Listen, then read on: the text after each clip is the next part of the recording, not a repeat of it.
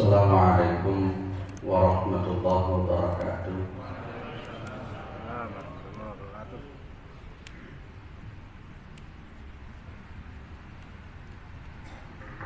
Alhamdulillah, alhamdulillahilladzi arsala rasulahu bil huda dinil haqq liyudhhirahu 'ala ad-dini kullihi wa kafa billahi shahida. Asyhadu an la ilaha illallah wa asyhadu anna Muhammadan 'abduhu wa rasuluhu la nabiyya ba'dah. Allahumma shalli 'ala Muhammad wa 'ala alihi wa sahbihi wa man tabi'ahum bi ihsanin ila yaumiddin, amma ba'du. Kita bersyukur kepada Allah Subhanahu wa taala atas segala nikmat yang diberikan oleh Allah kepada kita semua, terutama sampai pada petang hari ini kita masih diberikan kekuatan iman dan Islam. Kita masih diberikan kesehatan serta kesempatan sehingga kita masih bisa melaksanakan kewajiban kita sholat maghrib berjamaah, dan kita lanjutkan dengan mengkaji agama Allah Subhanahu wa taala. Mudah-mudahan kesempatan semacam ini senantiasa diberikan oleh Allah kepada kita semua sampai nanti kita menghadap kepada Allah yang tentunya dalam posisi husnul khatimah. Salawat salam tetap terlimpahkan kepada Rasulullah Muhammad SAW sebagai khatamil anbiya wal mursalin, penutup para nabi dan rasul, yang tidak ada nabi lagi sesudah Nabi Muhammad SAW. Baik, kita lanjut hadis nomor 17. Yang sebelumnya kita bahas tentang masalah la taghdab, jangan muring-muring, jangan emosional. Hadis nomor 17 ini dari sahabat Abi Ya'la Shaddad ibni Aus radhiyallahu an Rasulillah sallallahu alaihi wasallam. Innallaha, sesungguhnya Allah, kataba di sini jangan diartikan menulis, tapi kataba di sini mempunyai makna mewajibkan. Kayak sama seperti Al-Baqarah 183, kutiba alaikumus syiyam kama kutiba 'alal ladzina min qablikum, itu pakai kata-kata kutiba. Yang kutiba di situ mempunyai makna diwajibkan. Sesungguhnya Allah mewajibkan al-ihsan, ihsan ala kulli syai', atas segala sesuatu. Ibu, kita bahas ihsan dulu di sini ya. Rasulullah pun juga pernah ditanya tentang ihsan di dalam hadis Jibril yang dulu pernah kita bahas. Di situ kan malaikat Jibril berbentuk manusia. Dia tanya 4 perkara: Islam, iman, ihsan, dan asratis sa'ah. Pas ketika Rasulullah ditanya ihsan pada waktu itu, beliau menjawab, anta'budallaha ka'annaka tarahu fa illam takun tarahu fa innahu yaraka. Beribadalah engkau kepada Allah seolah-olah engkau itu melihat Allah, dan jika kamu memang tidak bisa melihat Allah, yakinkan bahwa Allah itu melihat Anda. Ini ihsan dalam posisi tauhid. Jadi kalau kita merujuk ihsan dalam posisi tauhid, ya kita memang punya keyakinan bahwa kita setiap saat, setiap detik itu selalu diawasi oleh Allah Subhanahu wa taala. Itu ihsan dalam posisi tauhid. Nah, yang dimaksud ihsan di sini ini adalah dalam posisi itqanul amal.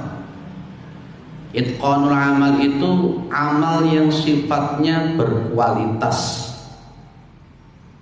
Jadi memang Allah Subhanahu wa taala itu mewajibkan kita kalau melakukan ibadah itu yang terbaik, sebaik mungkin, yang berkualitas. Dalam segala hal gitu Allah menyuruh kita untuk selalu berkualitas, terutama di dalam masalah peribadatan tadi. Jadi ada sifatnya ihsan tauhid dan ada ihsan di dalam posisi yang peribadatan. Contoh, sholat itu kalau dinamakan ihsan sholatnya, berarti sholatnya itu tidak hanya sekedar gerakan tubuh, ya kan? Kalau hanya sekedar gerakan tubuh, merune pikirannya biar kemana-mana, itu berarti tubuhnya itu masih yang sholat, tapi ini makanya belum ihsan. Karena masalah sholat itu kan bukan hanya sekedar gerakan tubuh dan bukan hanya sekedar ucapan.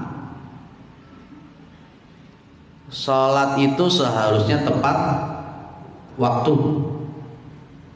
Kalau umpamanya sholat asarnya itu 5 menit sebelum maghrib, itu berarti belum ihsan. Belum ihsan. Jadi kalau yang namanya ihsan itu berkualitas, Pak.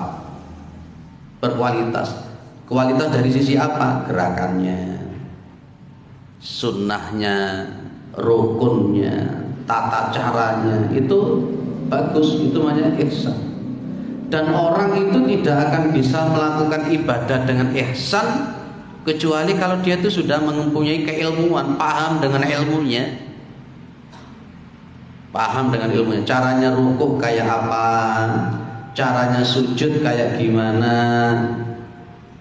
Nah itu namanya ihsan. Bukan hanya sekedar mengejar kuantitas, itu namanya ihsan.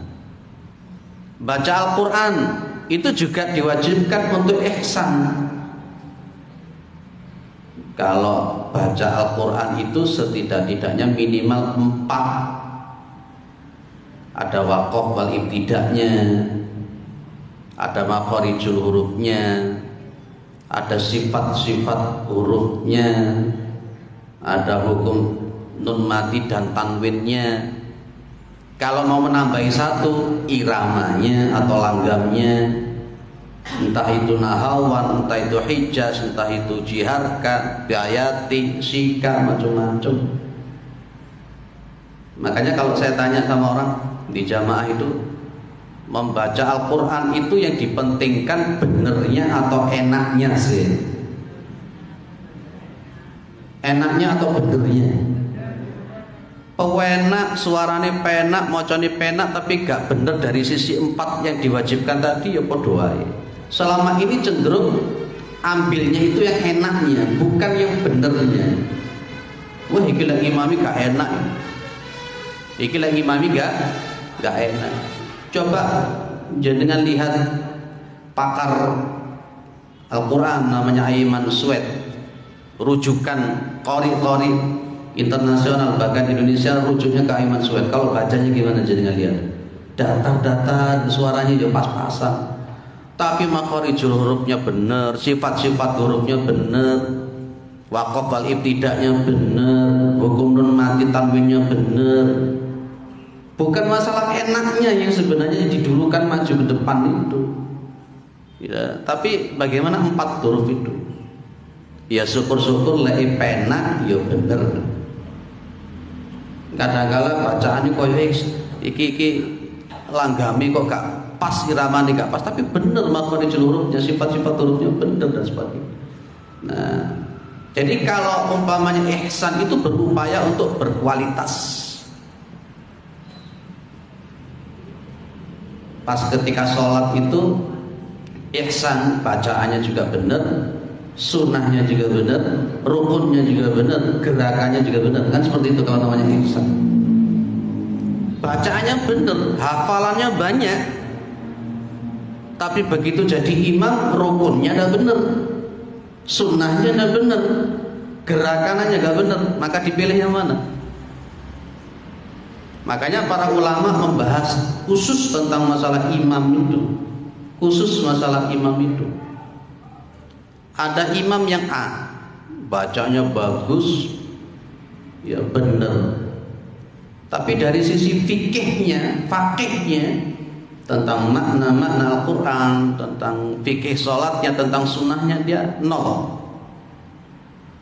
Ada yang B, bacanya standar, hafalannya juga gak banyak, tapi dia betul-betul ngerti tentang sunnah, mengerti tentang masalah hadis, mengerti betul tentang masalah syariat, mengerti betul tentang fikih. Maka seharusnya yang lebih maju dulu siapa? A atau yang B? Seharusnya kan begitu idealnya, kalau menurut para ulama kan begitu seharusnya. Dan itulah yang kemudian nanti di akhir zaman kata Rasulullah Muhammad SAW, nanti orang-orang akan cenderung memajukan, kalau di situ memakai kata-kata nazwan. Nazwan itu artinya pemuda-pemuda. Pemuda-pemuda yang dimajukan ke depan karena suaranya bagus. Untuk apa mereka memajukan itu? Supaya makmum mendengarkan mazamiril Quran. Mazamir itu kan bahasa Indonesianya kan seruling-seruling. Maksudnya memajukan pemuda-pemuda ini ke depan itu hanya karena ingin mendengarkan indahnya suaranya. Tapi di situ kemudian para ulama dan di dalam riwayat itu mengatakan bahwa makmumnya sebenarnya afqahu minhu. Makmumnya itu lebih faqih daripada imamnya. Itu nanti di akhir zaman akan semacam itu. Dan itu jelas hadisnya juga sahih, yang oleh Imam Nasiruddin Albani hadis itu disahihkan. Nah itu kan berarti kan hanya mengambil bukan ihsan, ya bukan ihsan. Seharusnya memang kalau di dalam masalah sholat itu ya ihsan sah, bacaannya juga sah, syariatnya, fikihnya. Itu yang muncul ya Pak. Baik. Bahkan kadang-kala anaknya masih kecil gitu, ada yang tanya sama saya, Ustaz, imamnya masih kecil, masih SMP Ustaz. Saya tanya, kalau memang dia faqih, ngerti minimal fikih sholatnya, ngerti sunnah-sunnahnya, ngerti, terus kemudian hadis-hadis yang dipelajari di sekolah dia paham, dan hafalnya banyak, bagus bacanya, monggo silakan. Tapi kalau hanya sekedar anak ini hafalannya tok sama bacanya tok yang bagus, sementara dia tata cara sholatnya sunnahnya nggak ngerti, rukunnya nggak ngerti, fikihnya nggak ngerti, kok dimajukan menjadikan imam lah, ini jadi masalah. Kira-kira nanti orang yang di belakang akan jadi was-was, iki sholatnya sah apa ndak ya? Dia mengerti sunnahnya apa enggak ya? Ngerti rukunnya apa enggak ya? Ngerti yang membatalkan sholat enggak ya? Itu ya bemeneh kalau makmumnya podo-podo nggak ngerti ini. Suatu saat ada 3 orang makmum, imam di depan, 2 orang di belakang. Baru 1 orang kentut, tapi terus saja sholat.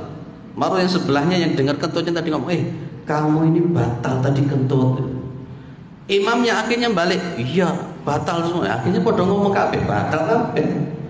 Karena antara makmum sama imam podo-podo ndak ngertinya.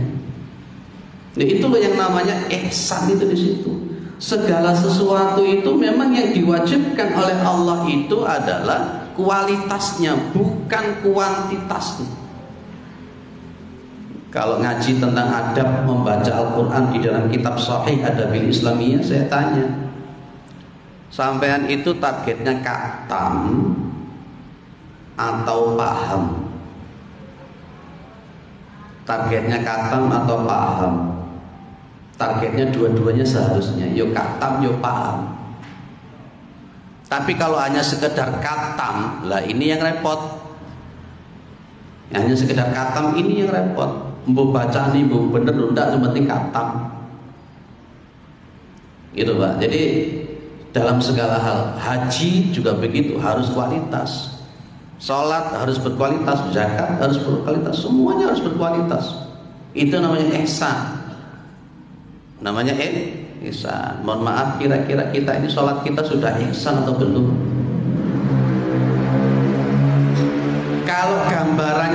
ihsan itu kalau surah Al-Maun jelas itu.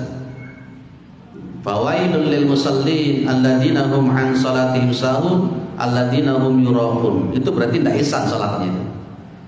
Salatnya sing lambiar-lambiar, masih suka ingin dilihat sama orang, masih ingin dipuji sama orang, itu berarti masih belum ihsan. Wala yahuddu ala ta'ami miskin, itu kan berarti dia belum ihsan dari sisi sosialnya. Dia tidak peduli dengan anak-anak yatim, tidak peduli dengan orang-orang fakir miskin, padahal dia mampu untuk memberikan sesuatu. Berarti muamalahnya belum ihsan. Kalau dia itu tidak bisa jaga mulutnya sehingga suka menyakiti tetangganya, berarti mulutnya belum ihsan. Belum ihsan. Bajunya juga begitu. Bener yang di atas jilbaban, tapi yang di bawah itu ngampret, itu berarti pakainya belum ihsan. Pakainya belum ihsan. Wes, terpahami nggih makna ihsan itu di sini. Intinya yang namanya ihsan itu para jamaah dimuliakan oleh Allah Subhanahu wa taala, gampangane ngono. Ikmal itu apa? Sempurna, berkualitas, seharusnya begitu. Wes, mulai dipelajari. Kalau masalah sholat, ayo dipelajari carane ruku. Kita belajar gerakannya dulu sesuai dengan sunnah, enggak sih gerakan kita itu. Dari cara berdirinya saja sudah kelihatan. Ini berdirinya sesuai sunnah atau enggak, itu sudah kelihatan. Ketika takbiratul ihram sesuai dengan sunnah apa enggak, kelihatan sudah. Ketika bersedekap itu sudah kelihatan sesuai sunnah atau enggak, sudah kelihatan. Apalagi pas ketika sujud, lihat sesuai dengan sunnah apa enggak sujudnya itu. Pernah suatu saat saya di WA sama orang, terus ketika mau ngimam di Moral, Ustaz, kata-katanya vulgar. Ustaz, nanti ada imam karena bacanya Ustaz tidak pas. Oh gitu, saya bilang gitu. Saya dibilang bacaan saya nggak pas, enggak apa-apa. Memang kita harus legowo kalau dikritik sama orang. Begitu subuh datang jebret, yang imami masih muda betul. Tak dengarkan bacanya juga standar seperti saya. Tapi begitu rukuk sujud saya jadi was-was. Ini sholatnya sah pendai. Tak lihat dari cara sujudnya kayak begitu, cara rukuknya kayak begitu. Langgamnya pada waktu itu memakai langgam bayati yang standar semacam itu, tak lihat. Akhirnya kemudian saya WA sama takmirnya. Kalau umpamanya yang menggantikan saya lebih di atas saya, monggo saya legowo, saya bilang. Tak guyoni begitu. Tapi jadi was-was, sholatnya sah enggak? Masih muda, masih apa begitu. Kita lihat cara rukuknya, sujudnya loh. Ini gimana posisinya? Nah, begitu. Gitu ya. Jadi makanya dulu pernah diundang, saya itu diundang khusus untuk membahas bagaimana fikihnya untuk jadi imam itu. Ya saya bilang apa adanya. Saya bilang apa adanya. Untuk jadi imam itu tidak sembarangan. Dan kalau di dalam riwayatnya, kalau memang imam salah, ya, kalau imam salah, makmum itu tidak punya kesalahan apapun. Semuanya ditanggung oleh imam. Semuanya. Makmumnya enak saja. Makanya saya lebih suka jadi makmum daripada imam. Tapi kadang-kala, mohon maaf, kadang-kala pas ketika ada seseorang yang kemudian jadi imam, tidak introspeksi kemampuan imamnya itu. Pokoknya pede aku mau coba api, entah itu punya sanad atau enggak bacaannya itu. Kadang-kala juga tulis sanad dan begitu. Dan kemudian seperti pokoknya hafalanku api, tapi ternyata syariatnya jauh daripada sunnahnya Rasulullah Muhammad SAW. Tapi pede untuk jadi imam. Nah ini pun juga perlu diluruskan sedikit. Makanya di Masjidil Haram itu yang jadi imam-imam itu minimal S2 syariat. Minimal S2 syariat. Kuliahnya syariat. Masalah hukum syariat. Dan bacaannya pun setidak-tidaknya dia qiraah sab'ah sudah paham. Ini qiraah sab'ah. Kita ini satu dari Imam Hafiz An Asim itu saja enggak paham. Ya. Bacaan imalah itu apa ya ora paham. Nah, itu. Tapi memang idealnya begitu. Itu namanya ihsan di dalam konteks perimaman. Dan nanti ada ihsan yang lain. Clear ya? Mendidik anak pun juga harus ihsan. Engkau maru senengane ngomong nang anake goblok awakmu, bodoh awakmu, itu namanya gak ihsan itu. Gak ihsan. Akhirnya kemudian anaknya pas ketika besar itu mikir, iya aku biar dari ibuku bodoh kok. Itu. Mukul orang itu pun juga harus ihsan, betul ya? Mukul orang kok ihsan gitu ya? Karena Rasulullah mengatakan fal yajtanibil wajah, fal yajtanibil wajah, jangan pukul kepala. Loh, memukul saja sama Rasulullah tidak boleh memukul kepala. Ketika kita kemudian mungkin memberikan hukuman kepada anak kita, kita pukul, cari dipukul yang memang tidak berbahaya. Itu namanya ihsan di dalam masalah memukul untuk anak-anak kita. Makanya ibunya Syekh As-Sudais itu begitu, As-Sudais itu nakal pada waktu itu. Ya namanya ibunya masak itu wajahnya dikasih apa? Tempat masaknya dikasih pasir sama Imam As-Sudais kecil. Ya jenenge ibu muring-muring. As-Sudais kecil itu kemudian ditelungkupkan, ya, pantatnya dipukuli sama ibunya. Tapi menarik dalam biografinya Syekh As-Sudais itu, pas ketika sambil memukuli pantatnya Syekh As-Sudais, apa yang dikatakan ibunya? Aku doakan kamu menjadi imam Masjidil Haram. Lo mukuli sambil ngomong begitu. Itulah kemudian yang diingat betul oleh As-Sudais. Teringat betul di dalam otaknya. Oh ternyata ibu kepingin saya jadi imam Masjidil Haram. Sejak itu dia jadi bagus, menghafalkan Al-Quran sampai kuliah S1, S2, S3.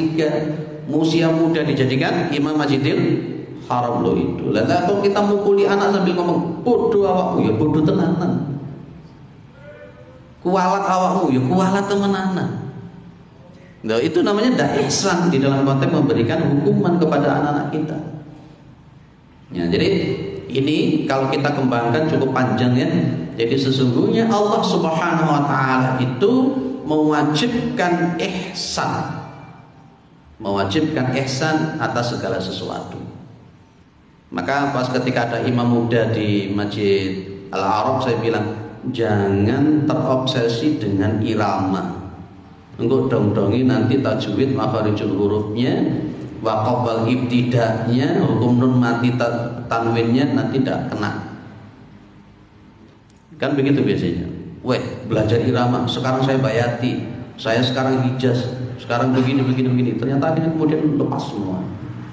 Nanti kalau kita memang yang 4 itu dapat, nanti irama itu secara nggak langsung masuk sendiri. Akan masuk sendiri.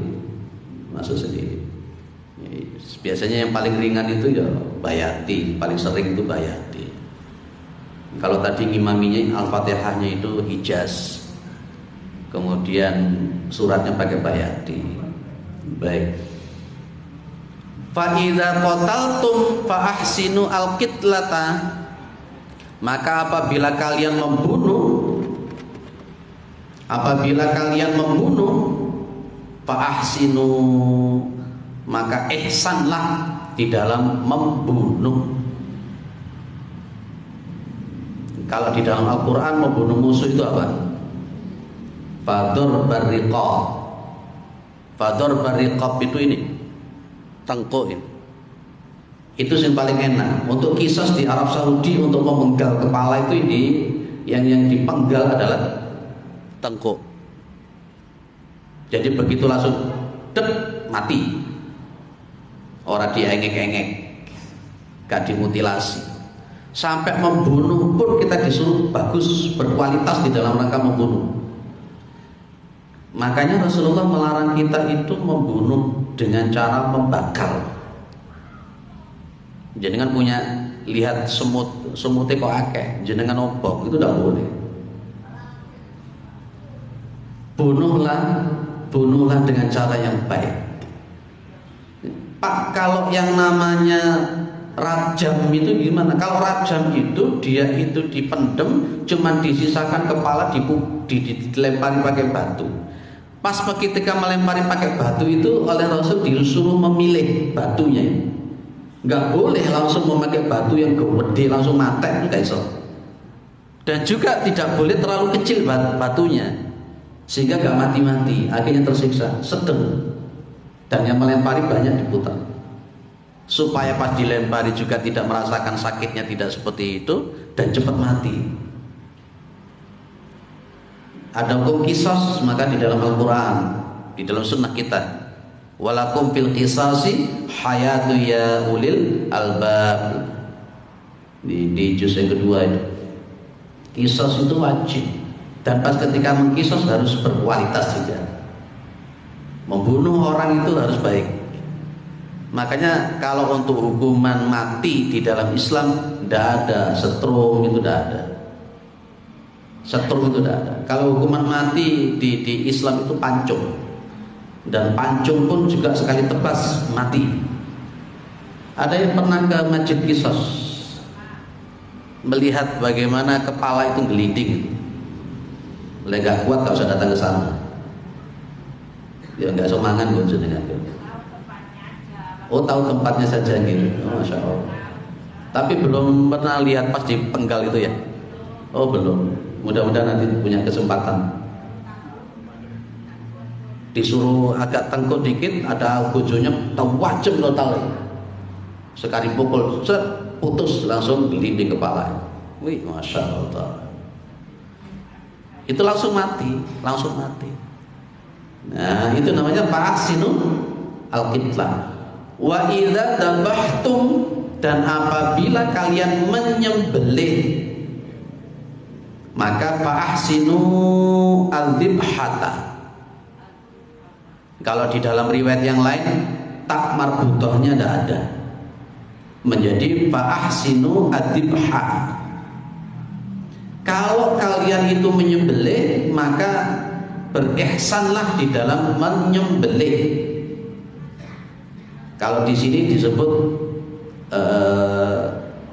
falyuhidda ahadukum syafratahu wal yurih dabihatahu. Lek nyembelih iku sing apik, sing berkualitas. Cara menyembelih yang berkualitas itu bagaimana? Sing tuwajem isonya itu. Sing tuwajem. Ada beberapa ihsan yang ditunjukkan, yang dicontohkan, yang diajarkan oleh Rasulullah kalau menyembelih. Satu, ini yang ditunjukkan. Kalau menyembelih itu gunakan pisau yang tajam. Ojo sing gawe sing ketul, saken kok diengek-engek gak mati-mati. Jadi betul-betul tajam. Kemudian kalau menyembelih itu jangan ada penyiksaan. Makanya nanti begini Pak, itu kan ada hulqum sama marid ya. Ada hulqum sama marid, jalan makanan sama jalan nafas. Ini kalau dalam madhab Imam Syafi'i, kalau dua ini putus itu sudah oke. Walaupun sebenarnya kan ada 4. Di sekelilingnya hulqum itu juga ada 2 urat. Ada 2 urat. Entah apa-apa. Dan menurut madhab Syafi'i meskipun 2 urat yang di sekelilingnya jalan jalan makanan itu tidak putus, tidak apa-apa. Yang terpenting hulqum sama maridnya putus. Hulqum itu jalan makanan, marid itu jalan nafas. Kan kita pernah melihat ada orang pas ketika kurban, begitu disembelih gak mati-mati, sapi ini ngadeg gak mati-mati. Berarti yang putus itu apa? Hanya hulqumnya saja, jalan makannya saja yang putus, tapi jalan nafasnya gak putus. Kalaupun dia nanti mati, ini jadi pertanyaan, matinya itu karena kehabisan darah, berarti hukumnya adalah haram. Maka memang kalau pas ketika betul-betul hulqum sama maridnya itu putus, tidak lama kok itu matinya itu, karena jalan nafasnya juga ikut putus. Bisa ditandai pas ketika kita menyembelih, hulqum sama maridnya putus itu, semprotan darahnya lebih kencang. Rasulullah pas ketika menyembelih itu dihadapkan ke kiblat dan dijauhkan dari binatang-binatang yang lain yang akan disembelih. Jadi antara jarak tempat menyembelih dengan binatang-binatang sapi itu onta yang akan disembelih, jaraknya akan dijauhkan. Gitu. Biasanya makanya kalau untuk bisa melihat hulqum sama mari itu, biasanya kepalanya sapi atau onta didangak nih. Nanti jenengan melihat agak sedikit di bawah sini, nanti ada sesuatu yang mendol. Itu didangak nih seret. Nah itu kan nanti akan kelihatan antara hulqum sama mari, dan itu harus tajam.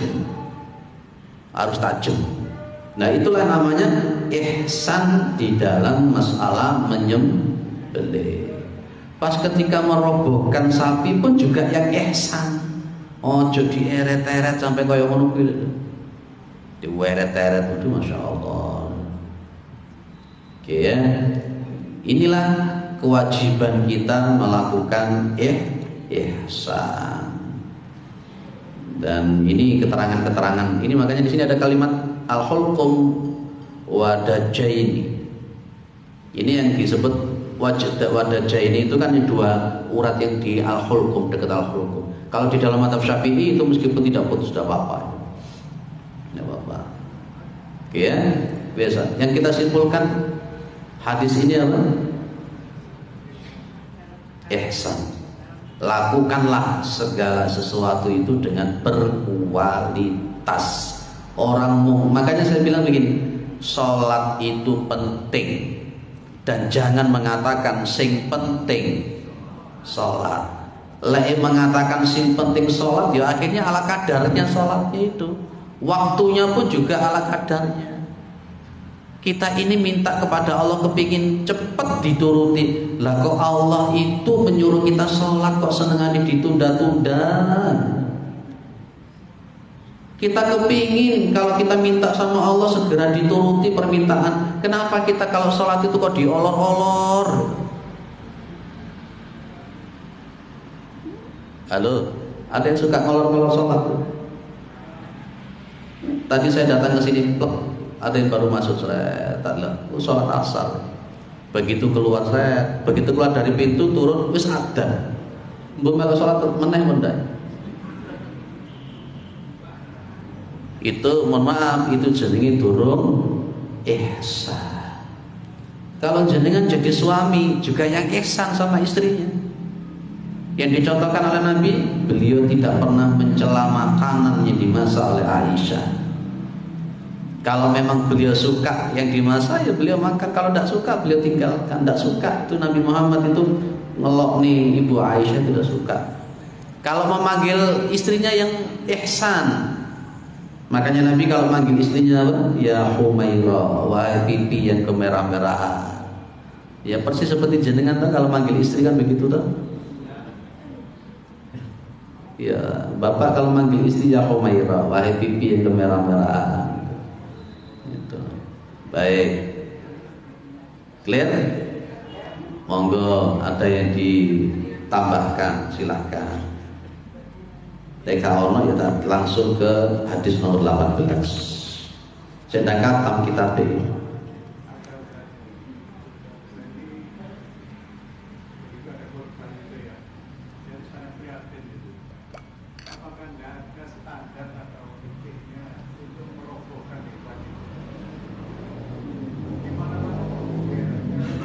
Iya, dieret-eret Pak ya. Oh. Nggih. Ada menarik Pak tutorial. Walaupun aku kon nglakoni ya durung iso. Ada tutorial. Satu orang itu sudah bisa merobohkan. Iya, di video banyak gitu. Bisa itu. Ada caranya gimana itu di bulet-buletan ning awak gitu. Terus satu orang, cuma hanya satu orang dari belakang cuma ditarik pelan. Sapine turu-turu dhewe. Ada tutorial begitu. Aku kon praktek kayak iso aku. Tak lihat itu. Terus kemudian di sekolah itu dipraktekkan sama teman kami gitu loh. Oh saya gini gitu loh, diputar-putar, baru ditarik dari belakang. Sapi turu bodi, nggak tahu gitu caranya gimana, bulatnya ke tubuh sama apa itu. Itu seharusnya memang juga kita punya cara semacam itu. Beda kalau jenengan menyembelih onta di sana itu, kalau jenengan lihat di sana lewat onta nyembelih ya ngadeg gitu. gulune ya dawa penak. Nah, gitu ya. Jadi memang kalau tutorial fikihnya itu memang Masya Allah itu ada sebenarnya. Cuman kan nanti coba lihat itu. Banyak kok tutorial tentang semacam itu untuk merobohkan sapi. Itu banyak tutorial itu banyak. Karena saya memang bukan pegangannya menyembelih sapi, ya, hanya bisa memberikan teorinya saja. Nah, kalau ngomong beli sapi itu pernah, beli wedhus bala balik, beli PT apa mana bala balik. Itu, oke. Ada yang lain nambahkan? Oke.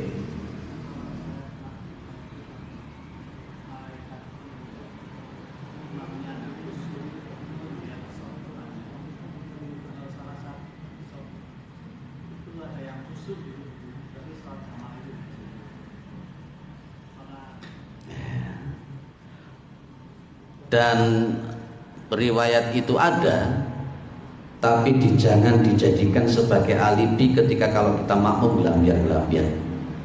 Engko ngene, bapak salah aku makmum masuk gelambiar-gelambiar. Wong kancane liyane ana sing khusuk kok aku ya melok khusuk. Hadis itu bukan memerintahkan kita untuk sholat apa adanya. Malah justru di situ hadis itu kalau saya pahami, justru jadilah kita yang jadi orang yang ihsan, yang kemudian bisa membantu orang lain yang belum bisa ihsan di dalam masalah sholatnya. Itu kalau saya malah memahami. Makanya begini kan ya, saya kembangkan jawabannya Bapak. Rasulullah mengatakan anta budallaha ka'annaka anta budallaha ka'annaka tarahu fa illam takun tarahu fa innahu yaraka. Di situ kan ada kalimat ka'annaka tarahu, seolah-olah engkau itu melihat Allah. Duh, apakah Kanjeng Nabi tidak paham toh kalau umpamanya kita di dunia ini tidak bisa melihat Allah? Berarti maksudnya apa kata Nabi itu? Kok kita mengatakan sholatlah kamu seolah-olah kamu melihat Allah? Lah kok kan akhirnya kita malah bayang nih Allah ini, Allah ini. Bukan begitu ternyata. Maka konteksnya disebut dengan antakbudallah ka'annaka tarahu, itu kata Syekh Mustafa Al-Budha, nanti kita akan ketemu. Maksudnya di situ itu adalah antakbudullaha wala tusyriku bihi syai'an ma'a tamamil itqan. Tamam itqan itu berarti sholat itu tenanan, berkualitas. Nah kalau sholat berjamaah tadi ada riwayat semacam itu, betul riwayatnya semacam itu, tapi itu tidak boleh menjadi alibi buat kita untuk tidak khusyuk dalam sholat berjamaah. Maka itu adalah sesuatu yang khusus, sesuatu yang khusus. Maka secara umum seperti di dalam hadis ini, dalam meskipun kita sholat sendirian maupun sholat berjamaah, kita tekankan untuk kualitasnya. Itu jawaban saya. Okay. Ada yang lain? Berarti wis paham 100%. Paham 100%. Oke, lanjut. Kurang berapa menit? 5. Sekedar membuka untuk di hadis nomor 18. Ini bolak-balik disampaikan hadisnya nomor 18 itu oleh ustadz-ustadz yang lain, dan yakin kita itu hafal tentang hadis ini, tapi tetap kita bahas saja, tidak apa-apa. Ittaqillaha haitsu ma kunta wa atbi'i sayyi'atal hasanata tamhuha wa khaliqin nasa bi khuluqin hasanin. Hadis riwayat Imam At-Tirmidzi. Hadisnya itu hasan. Kalau di catatan yang lain, di buku yang lain, hasanun sahihun. Hasan sahih itu maksudnya piye itu? Kok ada satu riwayat kok hasan sekaligus sahih? Maksudnya itu ada beberapa jalur. Ada jalur yang hasan, ada jalur yang sahih. Karena kalau kita belajar hadis itu pasti ada istilah sanad. Ada sanadnya. Iki sanate piye iki? Oh, le kualitasnya dhaif. Loh, berarti nanti di dalam sanatnya ada mungkin satu atau lebih yang perawinya itu tidak sahih, bisa matruk, bisa tidak adil, hafalannya mungkin sudah berubah. Gitu. Jadi kalau kita belajar hadis itu nanti ada penelitian sanad atau kita sebut dengan naqdul dakhili, dan ada penelitian matan. Makanya memang kalau satu hadis itu memungkinkan empat. Satu, bisa jadi sanadnya sahih tapi matannya dhaif. Nah, kan ada seperti itu. Bisa jadi sanadnya dhaif tapi matannya sahih. Bisa jadi sanad sama matannya sama-sama dhaif. Dan yang kita ambil adalah yang nomor 4. Sanadnya sahih, matannya juga sahih. Ada hadis itu sanadnya itu sahih, tapi dia bertentangan dengan Al-Quran dan tidak bisa dikompromikan sama sekali. Sama sekali tidak bisa dikompromikan. Maka kalau model yang semacam ini, maka yang kita dahulukan adalah Al-Qurannya. Tapi saya yakin ada al-jam'u wa taufiq, mengkompromikan antara Al-Quran dan Sunnah, yang nanti ada istilah muqayyad, ada istilah mukhassis. Nanti di dalam kaidah-kaidah usul fikih kita akan ketemu. Jadi kalau umpamanya ada hadis Rasulullah yang sekiranya itu kelihatannya bertentangan dengan Al-Quran, jangan buru-buru hadis itu dibuang. Nanti ada metodenya sendiri. Ada metode al-jam'u wa taufiq, ada metode at-tarjih, dan nanti ada metode tawakuf. Ada 3 metode di situ, nanti kita bahas. Insya Allah nanti kita akan ketemu hadis-hadis yang modelnya semacam itu. Nanti kita akan kompromikan dengan bagaimana cara mengkompromikan istinbatul ahkamnya ketika ada sunnah yang kelihatannya bertentangan dengan ayat-ayat Al-Quran. Di sini kitab usul fikihnya, Pak, bahasnya di sini ada perbahasan kitab usul fikih, belum ya? Belum. Hadis ahad, baik. Hadis itu kalau dari sisi periwayatannya itu ada yang mutawatir, kemudian ada yang ahad, dan nanti ada yang menambah, ada yang namanya masyhur. Ya, ada yang masyhur. Jadi kalau mutawatir itu begini. Nanti kalau kita memahami namanya mutawatir, kita akan paham ahad itu kayak apa. Contoh, Rasulullah sholat, kemudian di belakangnya banyak orang yang sholat, sahabat ikut, dan kemudian para sahabat itu melihat bagaimana cara Rasulullah sholat, mengamati. Kemudian ketika Rasulullah wafat, ada sahabat Abu Bakar sholat jadi imam, di belakangnya sahabat-sahabat yang lain atau tabi'in. Ketika Abu Bakar wafat, ada tabi'in yang sholat, di belakangnya tabi'in ada tabi'in, banyak. Lah, ini akhirnya kalau namanya mutawatir itu diriwayatkan oleh sekian banyak orang yang sepakat dan tidak mungkin bisa bersepakat dusta. Dari Nabi, sahabat, kemudian tabi'in, tabi'in. Ini perawinya banyak mungkin. Maka itu namanya mutawatir. Mutawatir. Tapi kalau ahad itu perorangan, mungkin 1 orang, 2 orang. Bahkan nanti ada yang namanya gharib, yang lebih di bawah itu cuma 1 orang yang meriwayatkan.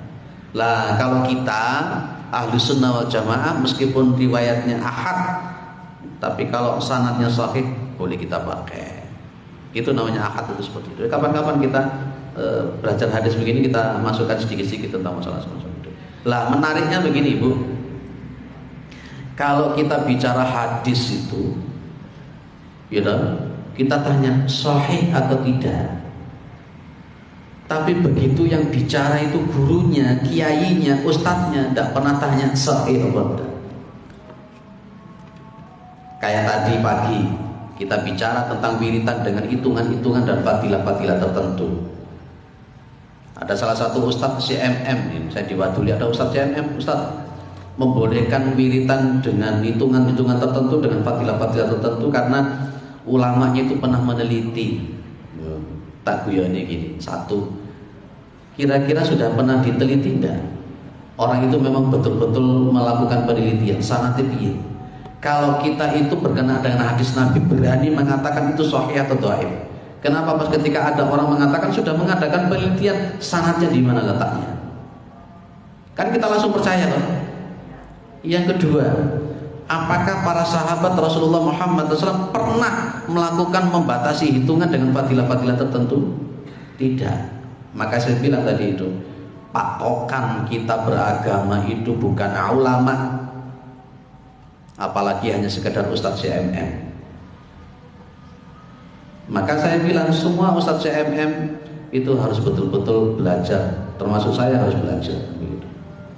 Gitu kan? Nanti kalau umpamanya, oh boleh Ustaz ini wirid 100 kali fadilahnya begini, dari mana? Rasulullah juga tidak pernah menyuruh semacam itu. Terus bisa memastikan fadilahnya seperti ini juga dari mana? Penelitiannya kayak apa? Metodenya bagaimana? Dan kemudian apa betul dia melakukan penelitian sanate piye? Nah, itu sudah bisa dibantah, bisa semacam itu. Baik, itu saya kira cukup. Mudah-mudahan. Oke.